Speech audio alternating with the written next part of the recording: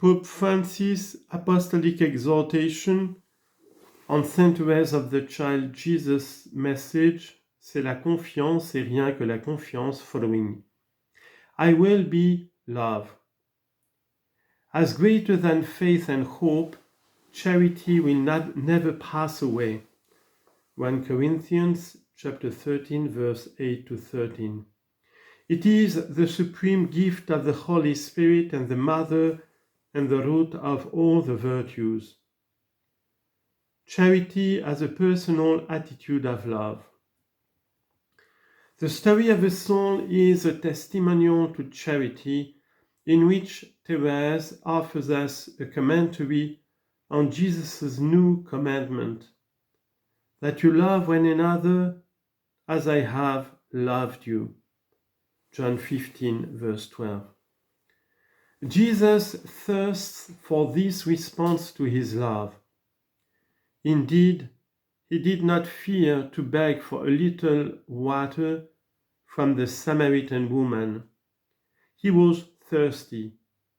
But when he said, "Give me to drink," it was the love of his poor creature that the Creator of the universe was seeking. He was thirsty for love. Therese wished to respond to the love of Jesus, to offer him love in return for love. The symbolism of spousal love emphasizes the mutual self-gift of the bridegroom and the bride. Thus, inspired by the Song of Songs, chapter 2, verse 16, Therese writes, "I think that the heart of my spouse is mine alone, just as mine is his alone, and I speak to him then in the solitude of this delightful heart-to-heart, while waiting to contemplate him one day face to face." Although the Lord loves us together as a people, at the same time charity works in the most personal way, heart to heart. Therese possessed complete certainty that Jesus loved her and knew her personally at the time of his passion.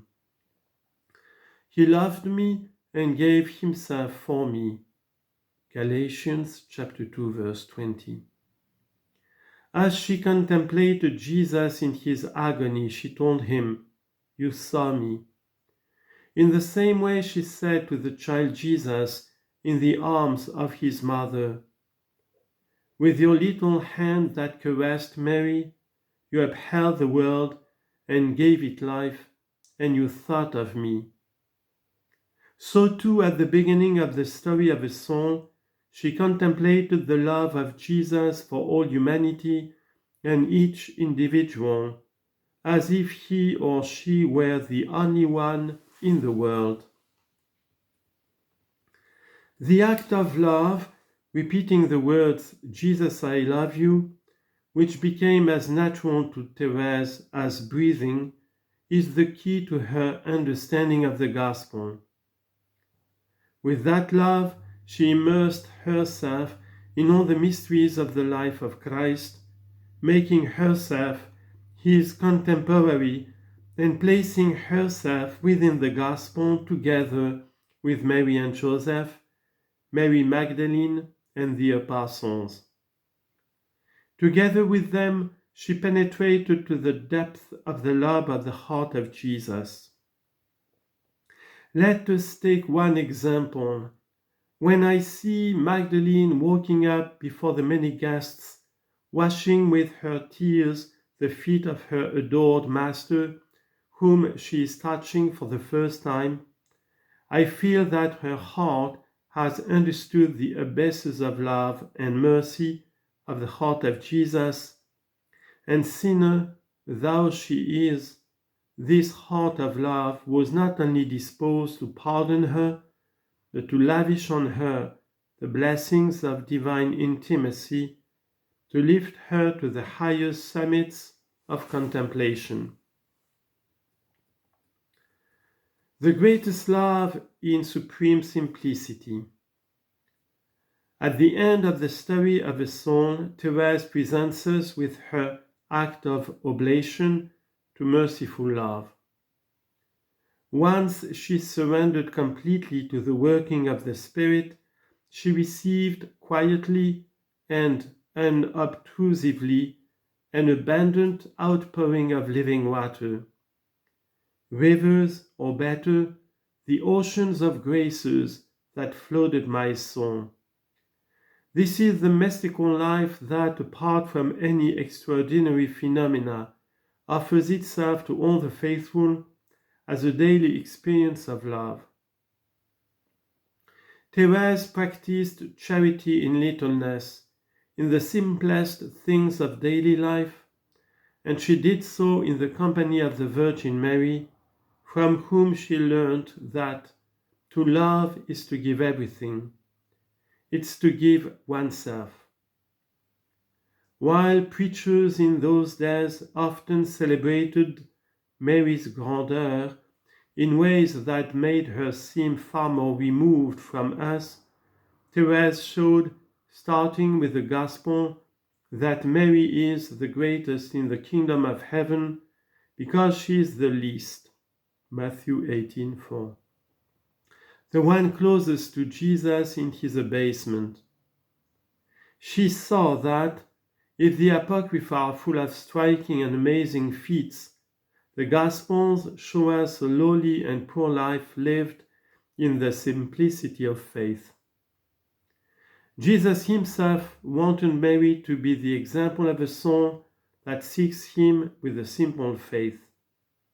Mary was the first to experience the little way in pure faith and humility. Consequently, Therese did not hesitate to write, "Mother full of grace, I know that in Nazareth you live in poverty, wanting nothing more, no rapture, miracle, or ecstasy. Embellish your life, O Queen of the elect." The number of little ones on earth is truly great. They can raise their eyes to you without trembling. It's by the ordinary way, incomparable Mother, that you like to walk to guide them to heaven.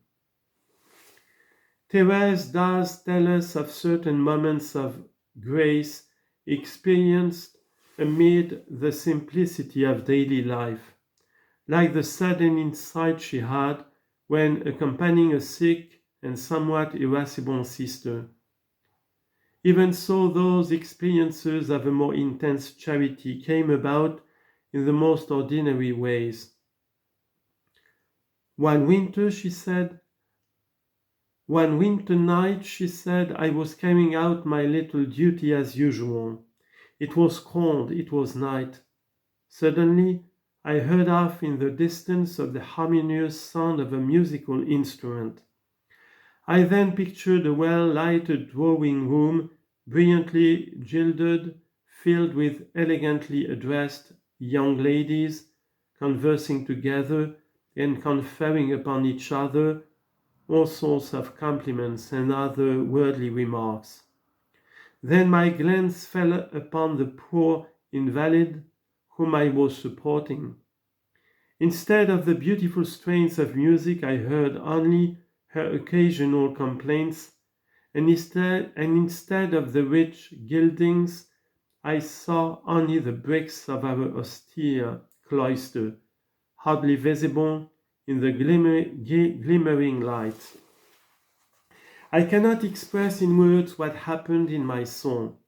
What I know is that the Lord illumined it with rays of truth, which so far surpassed the dark brilliance of earthly feasts that I could not believe my happiness.